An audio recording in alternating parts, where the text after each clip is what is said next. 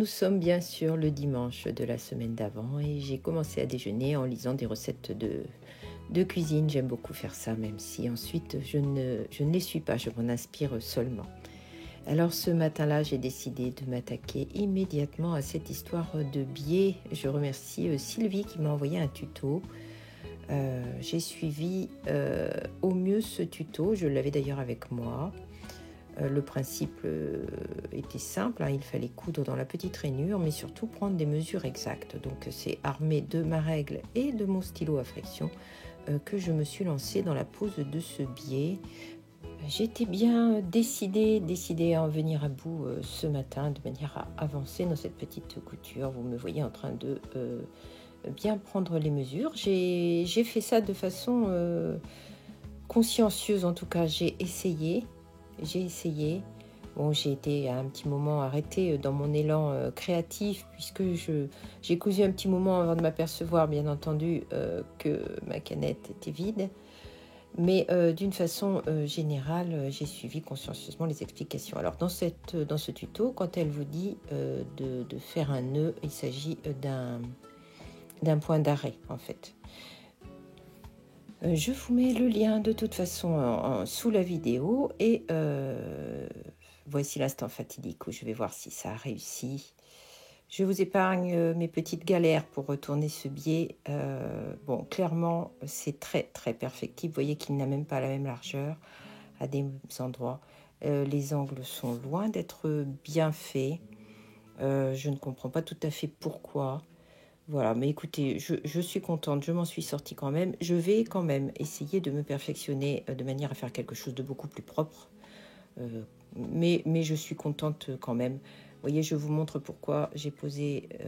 en fait, je pose d'habitude ma tasse sur le bord de ce meuble et puis je suis en train de tout abîmer. Donc, ça sera parfait. Voilà la petite couture du dimanche matin. Je vais essayer de faire d'autres activités créatives aujourd'hui et bien entendu, vous venez avec moi. J'ai décidé aussi de tester aujourd'hui les ourlets sur les coupons de lin. Je voulais voir si ça marquait bien au fer, de manière ensuite à pouvoir les ajouter sur le support que l'on souhaite, sur un sac, sur un vêtement, enfin voilà. Je faisais donc cette tentative. Ça marche bien. Je vais vous montrer ma petite méthode toute simple, de manière à ne pas trop vous brûler les doigts, surtout que si vous faites des ourlets qui ne sont pas très très grands.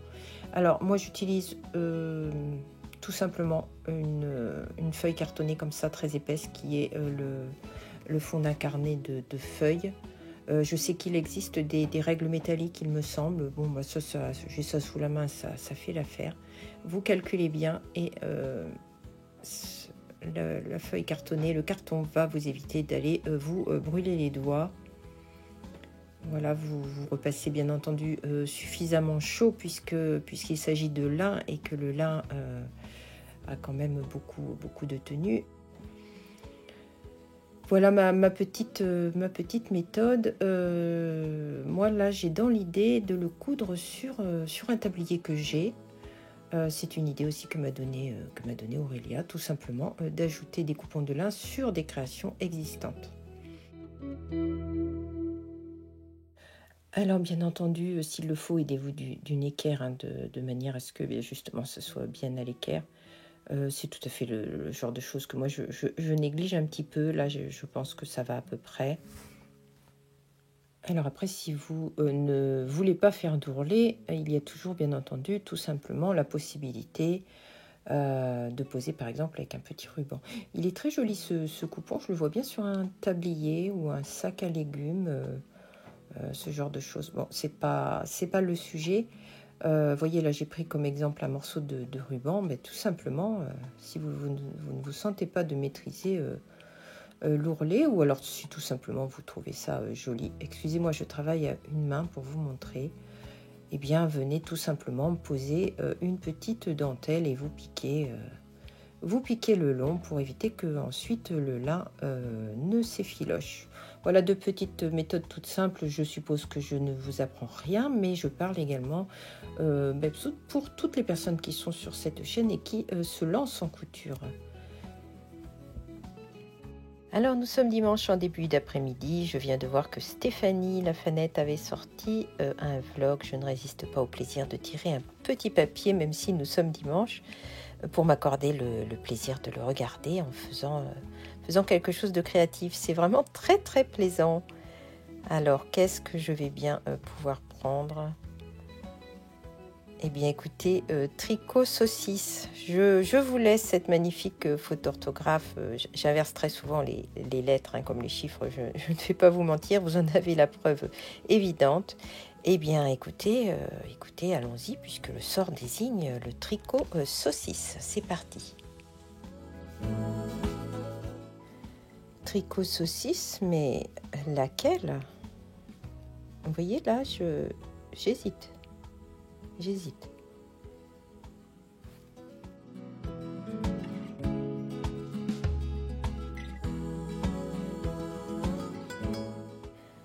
Ça n'a pas été très facile d'avancer sur mon tricot parce que figurez-vous que tout le monde souhaitait un petit peu que je fasse autre chose et que surtout je leur consacre de l'attention.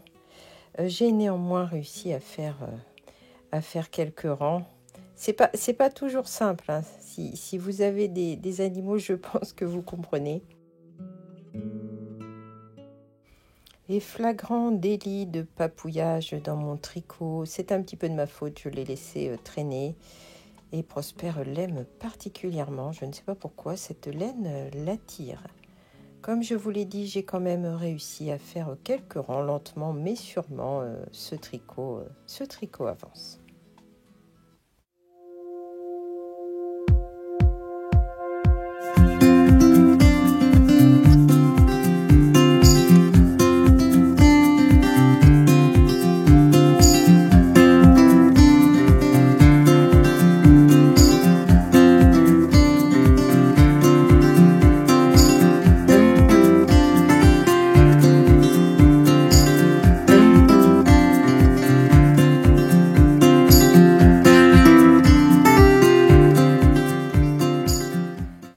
Ce dimanche après-midi, il ne faisait vraiment pas beau, mais j'avais décidé de consacrer un peu de temps au jardinage. C'était plus que nécessaire, notamment de faire du désherbage. Nous sommes littéralement envahis par le liseron. Je pense que c'est la succession d'épisodes pluvieux couplés aux épisodes de chaleur. Il y a rarement eu autant de mauvaises herbes. Donc, eh bien, c'est parti un petit peu pour les travaux de printemps. Il est plus que temps de remettre un petit peu en état beaucoup de parties des extérieurs. J'ai préparé aussi une petite partie du jardin afin d'y semer des fleurs. Et vous voyez ici une opération de sauvetage d'escargots que nous allons déplacer. Il y en a énormément cette année, énormément. Ils intriguent beaucoup Poppy d'ailleurs, c'est amusant.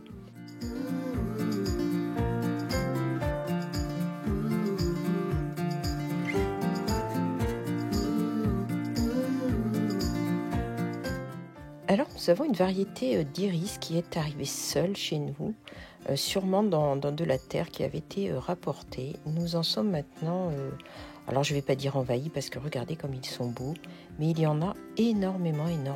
Ils sont de toute beauté.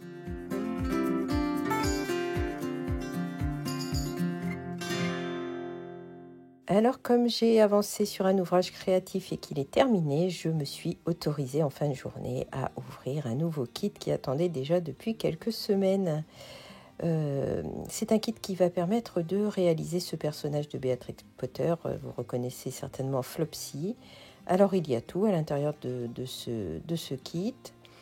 Et j'ai décidé de faire cela en écoutant La Fanette au petit pois, son dernier épisode.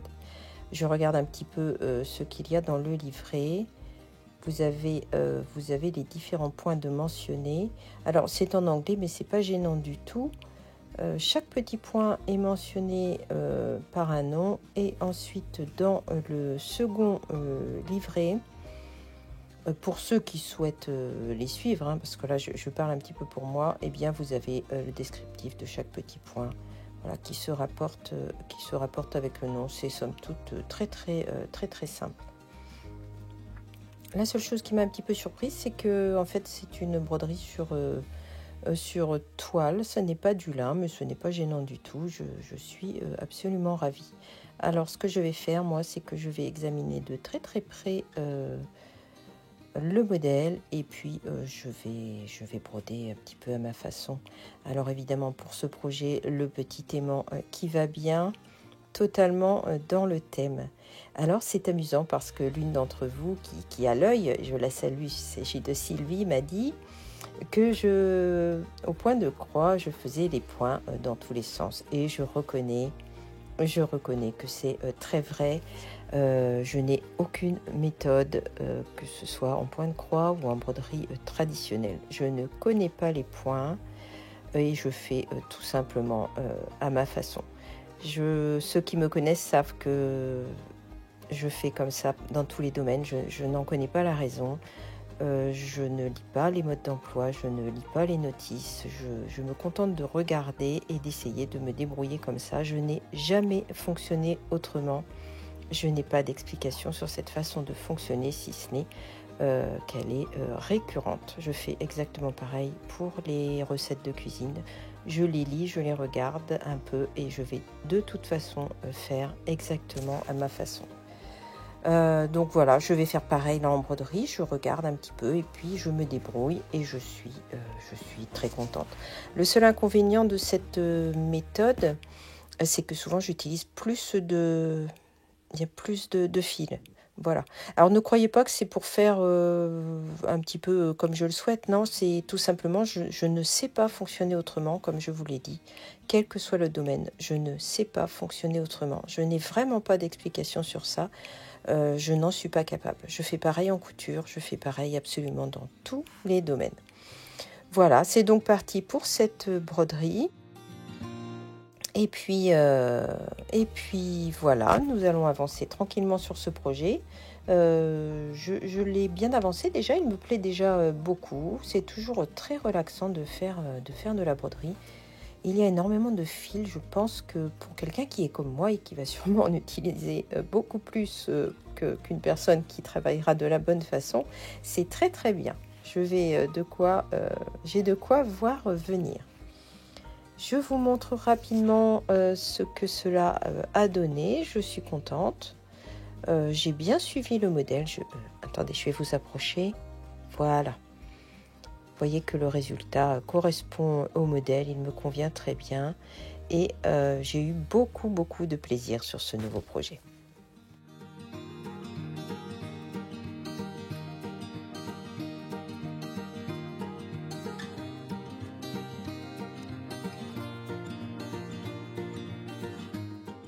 Alors, regardez le très joli scotch de dentelle oxydée de retour à l'atelier. Je suis tellement contente. Vous allez désormais le retrouver sur vos paquets.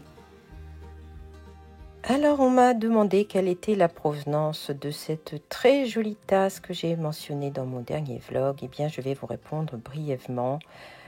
Il s'agit d'une tasse qui provient d'un service venant de mon grand-père paternel.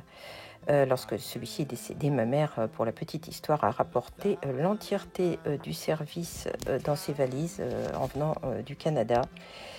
Inutile de vous parler du supplément qui a dû être payé puisque le service est totalement complet, de la saucière en passant par la soupière et service à thé, à café, les diverses assiettes. Et je crois même qu'il y a des couverts dorés qui vont avec. Voilà, il s'agit d'un très très beau service. J'ai souvent voulu en avoir au moins un petit morceau. Jusqu'à maintenant, ma mère n'y avait pas consenti parce qu'elle ne souhaitait pas j'allais dire le dépareiller, c'est pas le mot, elle ne souhaitait pas, voilà, elle vient de me donner 2 tasses et je la remercie. Alors il s'agit du service Royal Albert, alors celui-ci est ancien bien entendu, mais figurez-vous qu'il est toujours fabriqué très récemment et tout à fait par hasard, j'ai découvert que la boutique, notamment le panier d'églantine, commercialisait des éléments de ce service. Voilà, j'ai vraiment découvert ça par hasard, ce qui veut dire que ce service existe toujours. Je vous mettrai le lien si jamais cela vous intéresse. moi, si un jour je peux le récupérer, j'en serais absolument ravie. Je ne vais pas vous cacher que c'est un service qui est relativement onéreux. Voilà, donc j'apprécie à sa juste valeur ce très très beau cadeau. Je possède donc maintenant une tasse de mon grand-père paternel. J'ai 2 tasses. Ma mère m'a gentiment offert 2 tasses et j'en suis vraiment ravie. L'une que je garde dans l'atelier et l'autre que j'utilise pour boire mon thé. Voilà, vous savez tout sur cette très jolie tasse anglaise. Je ne vous ai rien filmé dans la journée du mardi, tout simplement parce que j'avais beaucoup de travail et que ce n'était pas spécialement intéressant pour vous. It's raining, but something in your eyes is shining. On m'a également demandé dans un commentaire, et malheureusement ce commentaire je l'ai lu et ce commentaire a disparu, je m'en excuse auprès de cette personne. On m'a demandé ce qu'était la référence de ces épingles. Alors je vous ai mis à côté une épingle traditionnelle, de longueur traditionnelle. Ces épingles me viennent d'un échantillon tout simplement que j'ai reçu d'un de mes fournisseurs. Je crois de mémoire que ce sont des épingles pour le quilting. Je regarderai. Dans tous les cas, je vous mets les références en dessous, de manière à répondre déjà à cette personne. J'aime beaucoup, beaucoup ces épingles.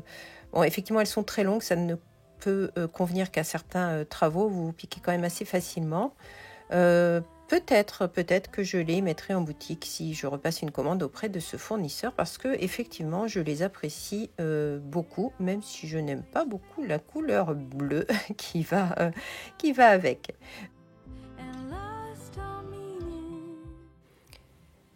Alors aujourd'hui, je vais lever un peu le pied. Voilà, je suis très fatiguée et j'ai besoin de lever un peu le pied, donc je vous amène avec moi tout au long de cette journée. Je voulais vous montrer cette petite couture que je compte faire aujourd'hui.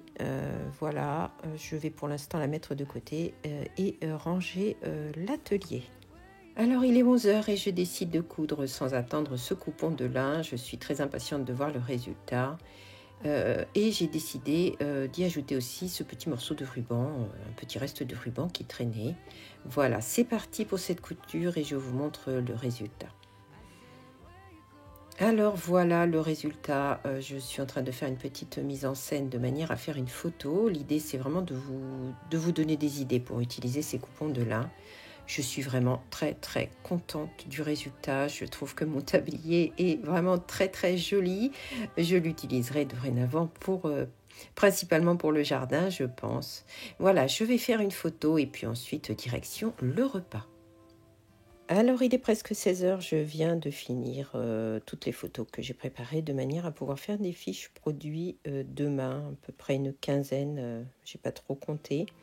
Voilà, c'est fait, le plus gros du travail est fait. J'ai aussi réuni une partie des informations dont j'allais avoir besoin. Je vous mettrai donc tout ça à partir de demain.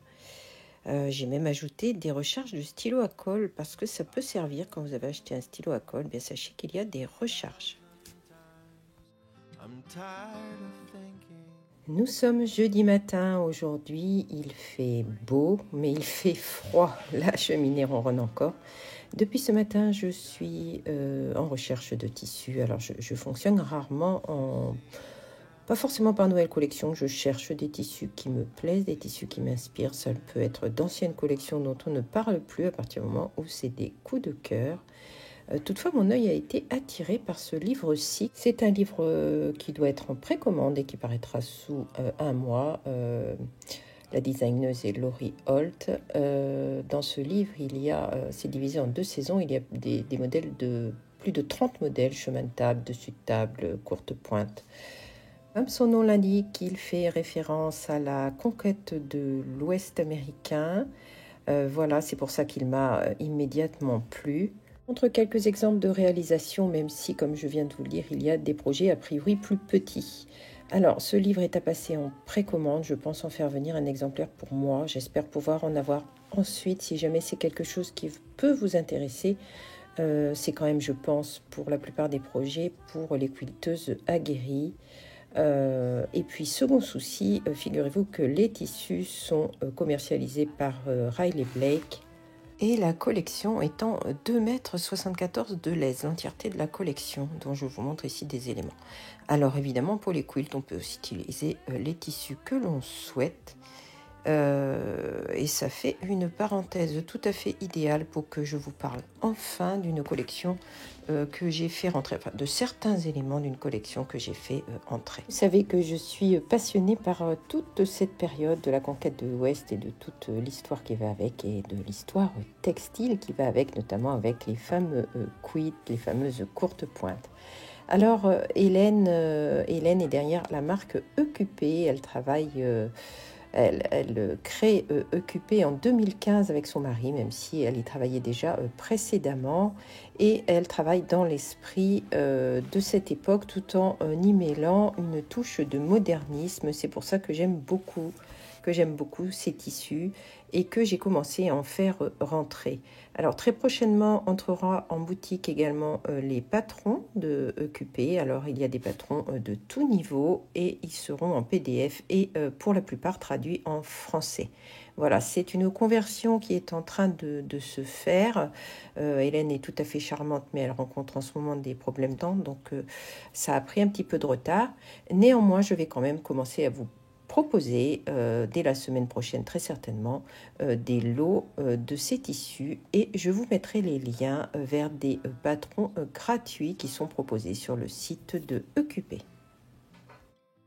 Alors la couleur n'est pas du tout fidèle, ne vous y fiez pas, j'avais toutefois besoin de finir de vous parler. Sachez que mon projet, le projet à venir sur lequel je commence déjà à travailler, ça sera de vous proposer des kits de Hélène qui comporteront tous les tissus de manière à les réaliser.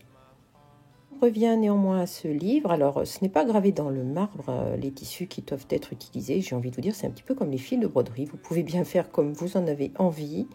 N'hésitez pas à me dire si ce genre de livre peut vous intéresser. Je vous précise quand même que c'est un livre qui est en anglais. Voilà, je ne vais pas en dire davantage, je vais m'apprêter à remonter à l'atelier de manière à m'occuper de vos commandes.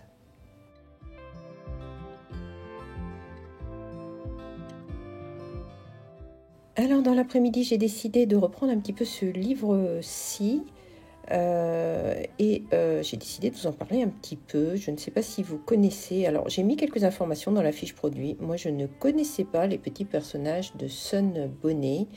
Et j'ai découvert que littéralement cela signifiait bonnet de soleil, en référence, je pense, aux capelines qui étaient portées dans les années 1900.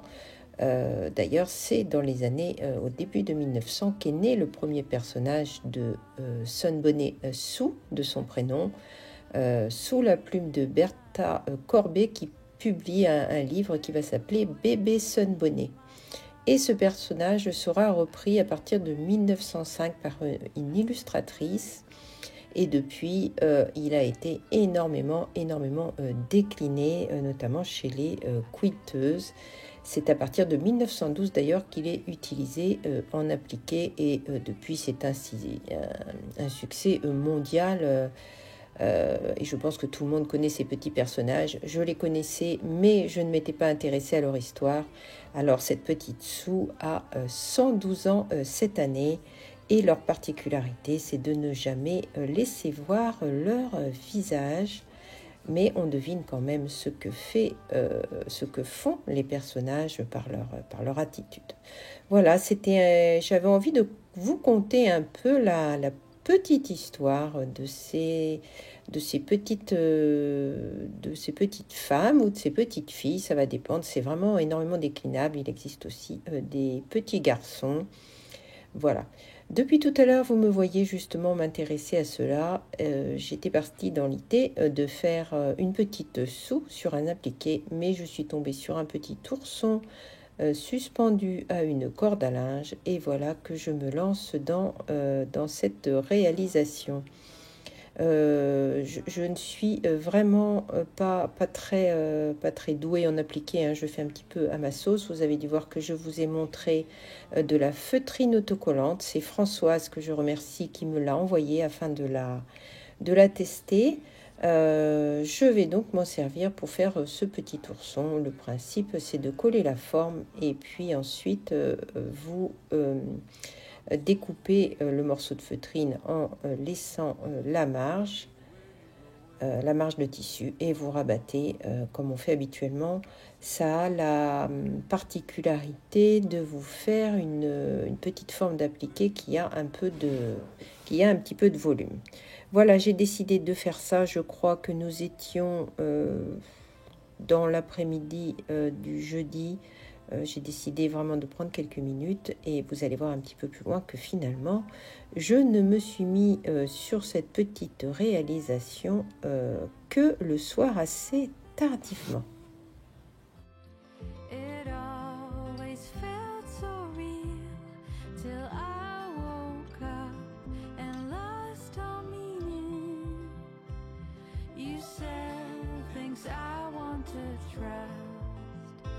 I said, where you going with my heart? I still believe in us. Alors, devinez qui est là à 6 heures du matin et qui décide de reprendre ses appliqués. J'en avais très envie. Voilà, j'avais envie de commencer la journée par un petit instant de douceur quand même, on peut le dire, tranquillement à avancer sur ce petit ourson. Et ça me fait l'occasion de bavarder un tout petit peu avec vous. Alors, vous voyez ici, j'ai fait des nœuds. Ne faites pas ça. Ça, c'est quand on fait des aiguillés de paresseuse. Voilà le résultat. Bon, je vous disais donc que je voulais vous dire deux petites choses. Alors, pour celles qui ont gagné le concours des 1500 abonnés, je mets le nom sous le descriptif, en descriptif de la vidéo parce que personne ne s'est manifesté de manière à réclamer son lot. Donc, pensez à regarder s'il s'agit de votre pseudo. Et je souhaitais aussi vous dire qu'il n'y aura pas de vlog la semaine prochaine. Tout simplement parce que nous devons remonter en Touraine. Voilà, pour des raisons familiales. Nous partirons donc le vendredi tôt et nous rentrerons assez tardivement le lundi. Voilà, donc ça me sera impossible de vous publier un vlog. Je suis désolée pour celles qui attendent le vlog du dimanche matin. Je me rattraperai le dimanche suivant. Je suspendrai donc l'envoi des commandes à partir du vendredi pour que cela reparte le mardi matin. Je mettrai un petit message. Voilà, je ne vais pas parler davantage. J'ai un peu de travail ce matin. Et puis, je veux également travailler cet après-midi sur la box. Je pense à partir de 15h, je vais pouvoir travailler sur la box. Donc, je ne vous amènerai pas avec moi, mais on se retrouve un petit peu plus tard pour quelques instants ensemble. À plus tard. J'en profite pour vous montrer quelques réalisations que vous m'avez fait parvenir. Je suis totalement honteuse. Le message a été supprimé. Je ne sais plus qui m'a envoyé ces photos, que cette personne m'excuse vraiment. Il s'agit du panneau ourson et il a été scindé pour en faire un coussin et des petits coussins de porte. Je trouve que l'idée est excellente et je trouve ça vraiment ravissant. Merci, vraiment merci de m'avoir fait parvenir ces photos. J'ai recherché après ce message, je ne l'ai pas trouvé. Voilà, j'en suis vraiment désolée. Et c'est Sophie par contre, et le message est arrivé ce matin, ce qui fait que je m'en souviens plus facilement, qui a fait ce très joli sac avec le tissu licorne. Merci également à Marceline de m'avoir fait parvenir ce très joli oiseau Tilda qui est dorénavant dans mon atelier.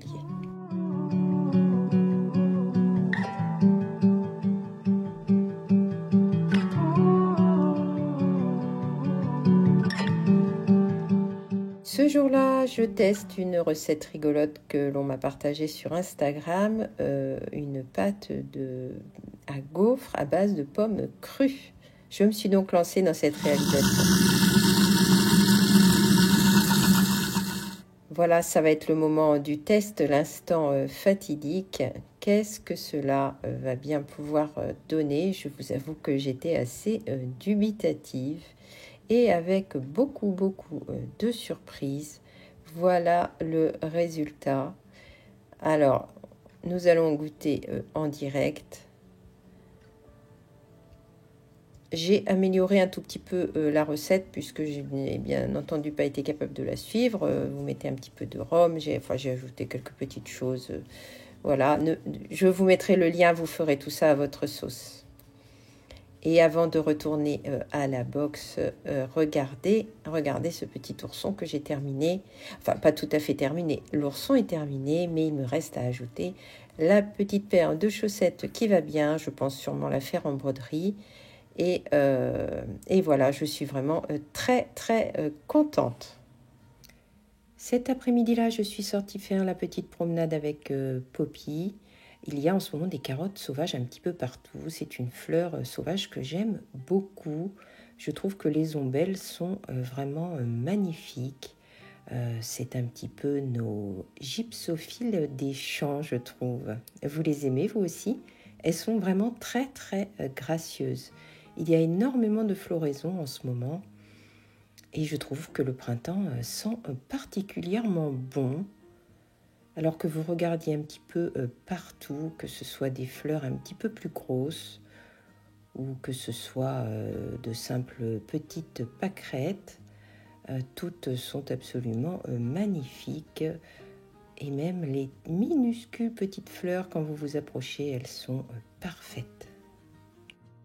Je ne vous dis pas ma joie quand j'ai vu cette enveloppe en rentrant dans ma boîte aux lettres. Vous reconnaissez peut-être l'enveloppe des infusettes de Camille des Infusettes. Oh, je suis tellement contente de recevoir cette enveloppe aujourd'hui, un véritable cadeau du jour. Vraiment le genre de petit bonheur qui vous fait du bien. Alors on va déballer ensemble ce très joli paquet. J'essaie toujours de conserver les petits autocollants des infusettes pour les mettre dans mon petit cahier. Alors regardons ensemble cette magnifique illustration d'automne. C'est une petite boutade. Et oui, la semaine dernière il faisait froid, il faisait mauvais. Et pour plein d'autres raisons, pas seulement le temps, je n'avais qu'une envie, c'est me plonger dans ce cottage, être à l'intérieur de ce cottage. Regardez-moi comme c'est cosy, regardez-moi comme c'est joli. J'avais très envie de cette illustration. J'ai eu peur qu'elle ne soit plus là cet automne. Et surtout, la regarder, même si nous sommes au mois d'avril, me fait très plaisir. Et pour faire bonne mesure, j'ai acheté également des stickers d'hiver parce que je n'ai pas pu y résister. Ils sont tellement jolis. Imaginez un instant qu'ils ne soient plus là l'hiver prochain. Je le regretterai amèrement. Regardez ça un peu. Et voilà ma magnifique illustration de printemps, celle qui va rejoindre ma cuisine lorsque je lui trouverai un encadrement digne de ce nom. Il s'appelle Vaisselier de printemps. Regardez-moi les détails. Et ce ticosi. Est-ce qu'on en parle de ce ticosi? Non, vraiment, je suis vraiment très contente. Je vous l'ai dit, c'est vraiment le genre d'envoi qui vous réchauffe le cœur, qui vous fait du bien et qui vous met en joie. Je suis ravie. J'aime beaucoup le travail de Camille. J'aime beaucoup ce qu'elle fait. Donc je suis très contente. Voyez ma commande avec un petit thé de sachet anglais qui va bien. Et alors là, je dois le dire tout net et je vais le dire ici. Eh bien, j'ai versé ma petite larme. Ça m'a beaucoup émue de recevoir ce cadeau de Camille. Regardez-moi cette petite soucoupe pour poser sa tasse de thé, pour poser ce que l'on veut. C'est frais, c'est gai. Il y a une petite touche anglaise que j'aime beaucoup. Voilà, j'avais envie de vous partager ce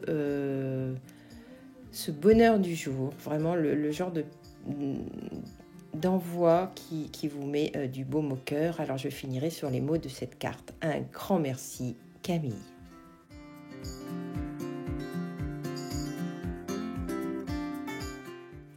Il s'est mis à faire extrêmement chaud et lorsque j'étais dans la forêt cet après-midi, eh bien je me suis dit la forêt sans le bord de mer. Et c'était tout à fait ça, les pins embaumaient le bord de mer. Vous savez, quand on va à la plage et qu'avant vous traversez les forêts de pins, c'était tout à fait ça. Et c'est la transition toute trouvée pour vous laisser sur quelques images que vous partage Heidi. Je vous dis à très très bientôt et merci d'être là. They say when a girl walks the edges of the world, she'll find herself if she looks for long enough. They say when a girl walks the edges of the world, she'll find herself if she looks for long enough.